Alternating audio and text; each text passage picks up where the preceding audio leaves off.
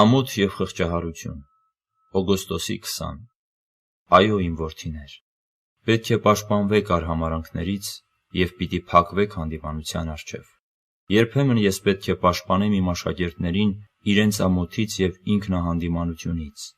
Իմ խեղճ Պետրոսը այդպես էլ երբեք չէր կարողանա անել իմ մեծ գործը կամ ինձ համար ապրելու համարձակություն ունենալ, եթե ես չպահեի նրան իմ սիրո ջերմությամբ։ Ես պետք է պաշտպանեի նրան ոչ թե երկնային հոր բարկությունից, որ համակ սեր է, ոչ արհամարհանքից իմ թշնամիների, ոչ զայրույթից իմ բարեկամների իր ուրացության համար, այլ նրան պետք է պաշտպանեի իր անձի հանդեպ տածած իր ատելությունից։ Այսօր էլ, ինչպես այն ժամանակ, իմ աշակերտներն իրենց տկար անձի հանդեպ ունենում են ամոթի, խղճահարության և արհամարհանքի թունավոր զգացումներ։ Նրանք կարծում են շատ հզոր ու քաջ են ինձ ծառայելու համար, կյանքը երբեմն հակառակն է ապացուցում։ Այս դեպքում է, որ ես պետք է պաշտպանեմ նրանց իմ սիրո վահանով, այլապես նրանք պայքարելու ու հաղթելու քաջություն երբեք չեն ունենա։ Բայց որպեսզի իրենց իրական անձի հետ այդ դեմ առ դեմ հանդիպումը կայանա, պետք է գան ամոթն ու խղճահարությունը։ Սակայն այդ հանդիպումը տեղի է ունենում կատարելություն տանող ճամփի վրա։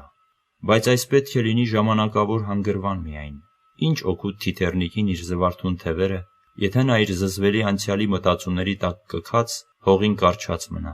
Ուստի ես այսօր ահա ասում եմ ձեր երկուսին, որ պետք չէ անգամ մի վայրկյան մնալ մտքով անցյալի ձեր մեղքերի, սխալների, հանցանքների ու տգեղ սովորույթների վրա։ Դուք պետք է նմանվեք մրցասպարեզ ելած այն մարզիկին, որ վազքուղում ցած ընկնելով իսկույն ոտքի է կանգնում ու սլանում դարձյալ իր նպատակակետը։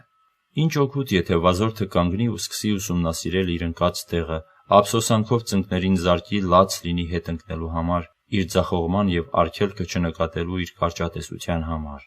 Դուք այլևս հետ մի նայեք, այս իբրև հրաման եմ տալիս ձեզ։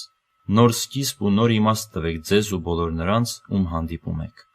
Այլևս մի հիշեք ձեր կամ նրանց վրիպումները։ Անցյալի սխալները մտաբերելը նշանակում է հանդիպել ձեր լողալը արգելող ջրի հորձանքի։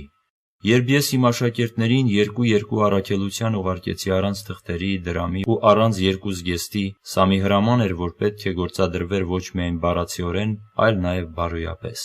Կյանքի ճամփորդության ընթացքում դեն նետեք այն ամենը, որ կարևոր չեն։ Մի կողմ թողնելով անտես արեք բոլոր խոչընդոտները, անցյալի թերացումները, ձախողված լինելու զգացումը։ Ճանապարհը անցեք առանց ծանր բեռների, թեթև սրտով։